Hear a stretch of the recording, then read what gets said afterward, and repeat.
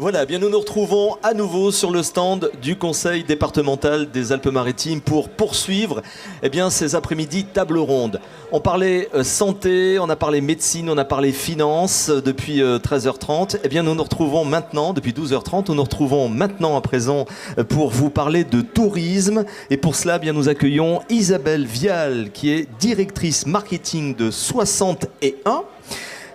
361 et Guylain Denisel qui est fondateur de TendanceHotellerie.fr, le média référent dans l'hospitality. Bonjour, merci d'être avec nous pour ce premier salon. On va parler donc intelligence artificielle et tourisme. On vous écoute. Merci beaucoup de cette introduction rapide. Donc j'interviens pour Tendance Hôtellerie, qui est un magazine que j'ai fondé il y a une dizaine d'années, qui parle beaucoup d'hôtellerie, de technologie et de marketing en hôtellerie. On a peu de temps, donc je vais essayer d'aller sur des points pratiques d'utilisation d'intelligence artificielle dans le domaine de l'hôtellerie. Il faut savoir que l'hôtellerie est un domaine où l'informatique est présente depuis très longtemps. Le premier système central de réservation date de 1965. Bien longtemps avant énormément d'autres industries, et la technologie dans le domaine de l'hôtellerie est hyper fragmentée. Il y a énormément de prestataires, et il y a un vrai souci d'API entre tout le monde et de communication, d'interopérabilité entre les systèmes. Un autre souci qui vient de l'opérationnel, c'est que l'hôtellerie a de gros problèmes de recrutement depuis longtemps et exacerbés par la crise. Et il faut savoir quand même que dans l'hôtellerie, il y a en gros 2/3 de personnel qui est non qualifié, qui n'a pas besoin d'être qualifié. C'est du travail assez répétitif et beaucoup de travail qui ne peut pas être robotisé. On peut robotiser des tas de choses dès qu'il y a un peu d'informatique. Robotiser le nettoyage d'une chambre, pour l'instant, c'est encore un peu compliqué. Donc j'ai interrogé un certain nombre de prestataires du secteur pour faire un tour de là où ils en sont. Et donc j'ai essayé de décomposer plusieurs applications pratiques d'intelligence artificielle pour l'hôtellerie. Donc il y a des gens qui sont dans le bâtiment, qui ne font pas que de l'hôtellerie, mais qui ont des choses spécifiques pour l'hôtellerie. J'ai par exemple deux entreprises avec qui j'ai parlé sur ces sujets, qui s'occupent d'IoT pour de la régulation thermique, pour les aspects climatisation, aussi pour la distribution d'eau chaude, parce qu'il y a aussi plein de choses à faire dans le domaine de l'hôtellerie où on consomme par exemple beaucoup d'eau chaude, beaucoup de déperdition. Un sujet qui est vraiment au cœur de l'intelligence artificielle depuis longtemps, c'est tout ce qui est revenu management. Vous savez ce qu'on appelle le yield, ce qui fait que les billets d'avion ont des prix qui fluctuent. On a la même chose dans l'hôtellerie depuis longtemps. La première boîte à vraiment avoir implémenté ça de manière industrielle, c'était en 2016 à New York, une boîte qui s'appelait Logic, et qui avait utilisé l'intelligence artificielle pour deux choses. Une chose qui l'a concernée personnellement, c'est-à-dire qu'elle avait industrialisé l'onboarding de ses clients. En général, un système informatique hôtelier, l'onboarding prend au mieux quelques minutes, au plus quelques jours. Avec ce qu'ils avaient fait, ça prenait quelques secondes. Et côté client, il y avait une meilleure analyse en temps réel, une meilleure gestion des algorithmes permettant d'avoir un tarif plus fin et à la fin de l'année, une meilleure rentabilité de l'établissement. Il y a d'autres entreprises dans le monde du revenu management qui ont fait ce genre de choses. Idem au niveau des outils de distribution. Vous savez, dans l'hôtellerie, on a un hôtel qui a un stock de chambres et il est distribué sur une multitude de canaux. Vous en connaissez quelques-uns comme Booking ou Expedia, mais il y en a une multitude d'autres qui soient ouverts au grand public ou qui soient réservés à la clientèle d'affaires, la clientèle corporate. Et depuis longtemps, on avait mis des règles. On avait dit, si on arrive à 80% du stock, on fait ci. Si on arrive à ça, on fait ça. Et l'intelligence artificielle commence à venir remplacer tous ces scripts qui sont un peu bêtes et méchants et à apporter un peu de finesse en fonction d'événements tiers et en fonction de tout ça. Je suis désolé de parler aussi vite de tout ça, mais on a quand même relativement peu de temps. Il y a tout un autre aspect qui est en train d'embrayer sérieusement et d'intégrer de manière native l'intelligence artificielle et le machine learning dans son apprentissage. C'est tout ce qu'on appelle dans le domaine de l'hôtellerie le Customer Data Platform. Il y en a un certain nombre, il y a plusieurs entreprises qui font ce genre de choses et qui essayent d'analyser en temps réel la clientèle, la segmentation, la façon dont le client a réservé, etc., afin d'avoir des données prédictives. Et le prédictif est super important pour des aspects de marketing, pour des aspects de gestion, pour des aspects d'opérationnel, de ressources humaines, Donc il y a toute une partie qui est là-dedans, pour la communication évidemment avec le client. Et au niveau communication avec le client, il y a un certain nombre de chatbots qui se sont spécialisés, enfin les chatbots ils font beaucoup plus que ça, mais dans le domaine de l'hôtellerie, qui essayent de répertorier la base de connaissances, puisque tous les clients ont les mêmes questions. À quelle heure il y a le petit déjeuner? Est-ce qu'il y a un parking? Est-ce que je peux ramener une voiture d'1,90 m dans le parking? Est-ce qu'il y a un ascenseur qui dessert tous les étages ou est-ce qu'il y a des demi-étages, etc., etc., etc. Et en général, c'est mal classé. Si vous allez sur un site d'hôtel, vous ne trouvez jamais la réponse. Jamais, parce que les hôteliers... Je suis assez critique envers les hôteliers. Ils ne comprennent pas que les questions fréquentes sont un sujet hyper important pour tout le monde, surtout les clients. C'est eux qui payent, accessoirement. Donc, ces chatbots ont eu la grande tâche de synthétiser l'ensemble des informations dont dispose l'hôtel, mais surtout que l'hôtel a diffusé au gré du vent sur des canaux comme TripAdvisor, Booking, Google ou d'autres.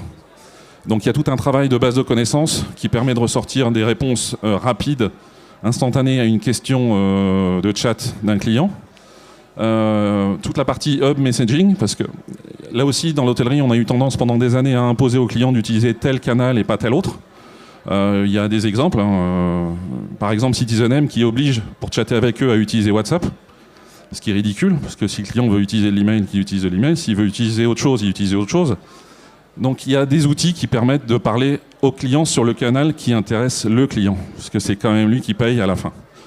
Et toute cette partie-là conduit également à l'automatisation des messages, puisque vous doutez bien que quand on fait une réservation 3 mois avant, on n'envoie pas le même message 3 mois avant au client que 3 jours avant qu'il arrive ou le matin même.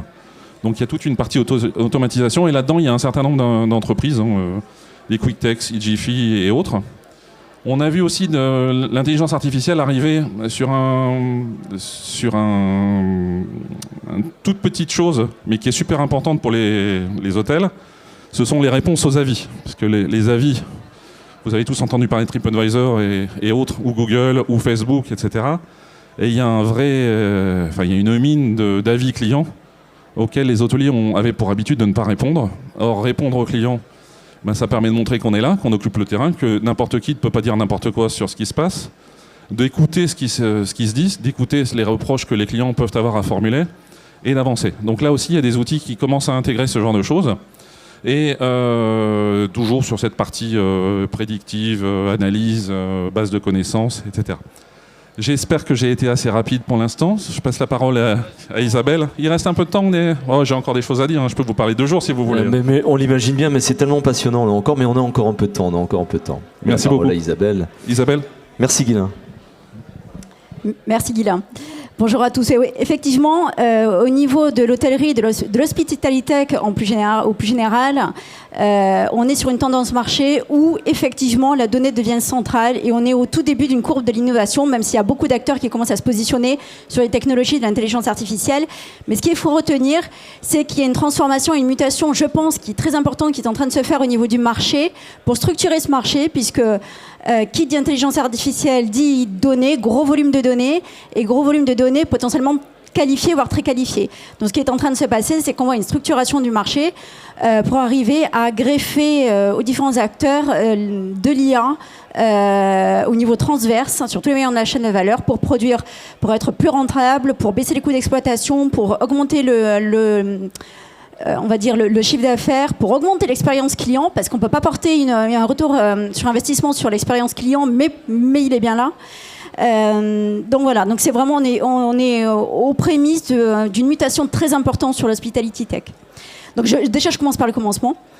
Donc moi, je m'appelle Isabelle Vial, je suis directrice marketing d'une start-up azuréenne qui s'appelle 361, qui a été fondée en 2016 par Olivier Ricard et toute une troupe, une super tribu de super collaborateurs avec des super skills aussi. Notre métier, et je vais parler de finalité, de bénéfices clients, on s'adresse aux hébergeurs, qui soient hôteliers, résidences, camping, et notre métier, c'est de leur apporter des réservations directes. Et ce bénéfice-là, il ne prend pas en compte toute la technologie qu'on a développée et qu'on est en train de mettre en place sur ce marché qui est un groupe de technologies qui va permettre de collecter, d'agréger, de qualifier, de segmenter toute cette donnée, et je vais en parler, je vais faire un petit point là-dessus, qui est essentielle et primordiale pour arriver à faire tourner des algos, que ce soit du machine learning ou d'autres technologies de l'intelligence artificielle, pour produire les différents objectifs, que ce soit dans ce que je disais, de la réduction au niveau des coûts d'exploitation, du développement du chiffre d'affaires ou de la marge, dégager plus de marge. Donc nous, notre métier, on va commencer par le commencement, c'est la donnée. Et là, comme je vous le disais, c'est un point stratégique actuellement, parce qu'il faut avoir accès à cette donnée. Nous, notre métier, on va intervenir dans le maillon de la chaîne de valeur qui concerne la distribution et la commercialisation des hébergements. Donc on va devoir déjà avoir accès à une première donnée qui est essentielle, qui est la donnée liée à l'inventaire. Donc là, forcément, on va devoir s'appuyer sur de l'ouverture, on va dire, aux chaînes logicielles qu'on appelle dans le métier les channel managers, les PMS, donc les Property Management Systems, et s'appuyer sur des API ouvertes de façon à pouvoir récupérer les flux produits, les données qui sont importantes au niveau pré-séjour, au niveau réservation, pré-séjour et pendant le séjour. Ça, c'est une première chose. Et puis également, on va devoir agréger et qualifier une deuxième donnée qui est beaucoup plus compliquée parce qu'elle est moins structurée et moins qualifiée. C'est la donnée digitale, celle qu'on va trouver sur les sites des hébergeurs, sur leurs applications, sur leurs réseaux sociaux. Et là, on a une multitude de données à exploiter et qui sont un vivier d'insights et qu'on pourra insuffler après dans des algos pour arriver à automatiser. La troisième type de données qui est prépondérante, parce qu'il ne faut pas oublier que dans l'hébergement, dans le voyage, on est assujetti aux mêmes facteurs influençants que dans le e-commerce. Ce sont des facteurs influençants qui viennent essentiellement de l'extérieur, donc qui sont exogènes à l'entreprise et qui vont concerner des données partenaires, par exemple toutes les données qui sont liées dans le tourisme au voyage, au tourisme, mais également des données contextuelles, environnementales, et là forcément des conditions sanitaires. Il faut savoir que nous, on a répondu aux enjeux de l'ouverture des marchés après la première crise Covid, et apporter des réservations directes en live à des hébergements, ça veut dire avoir une connaissance et anticiper, donc être dans le prédictif sur les liaisons aériennes, les ouvertures, les saisonnalités, les dates en temps réel. Donc ça fait des milliers et des milliers de données en temps réel qu'il faut pour être en capacité d'agréger, qualifier, traiter.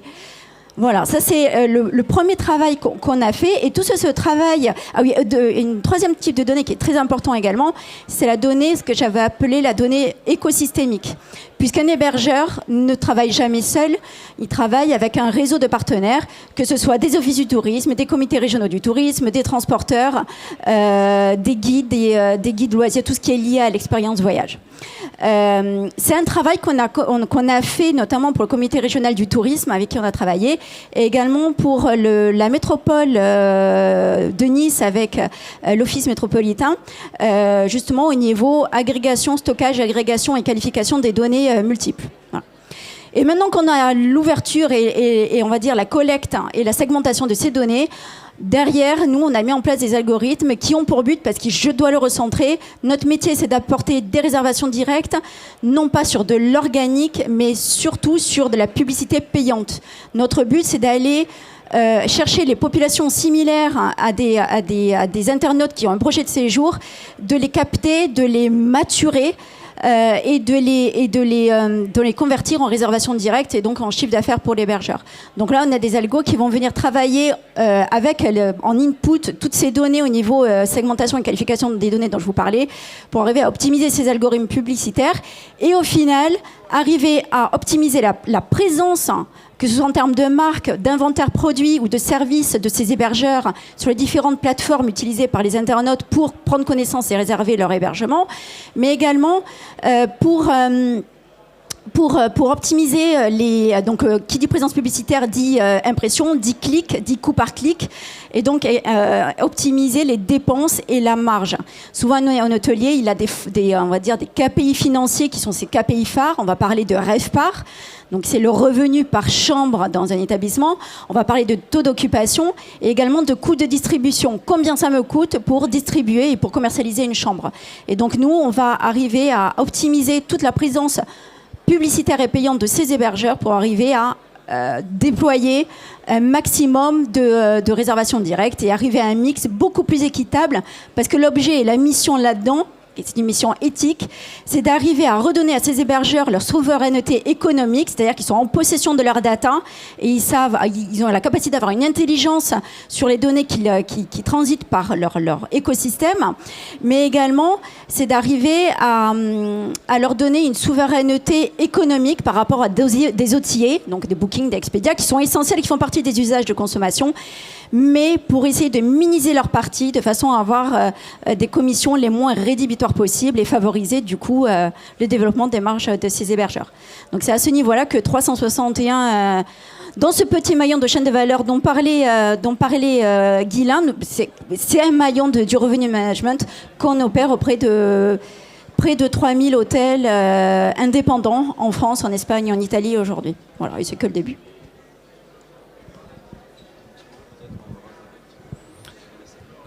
Alors, il nous reste un tout petit peu de temps. Il y a une initiative dont je voulais parler qui est au niveau mondial, au niveau de l'hôtellerie. J'ai participé à la création d'un groupe de travail, enfin d'une association qui s'appelle Hospitality Technology Next Generation il y a déjà une vingtaine d'années maintenant.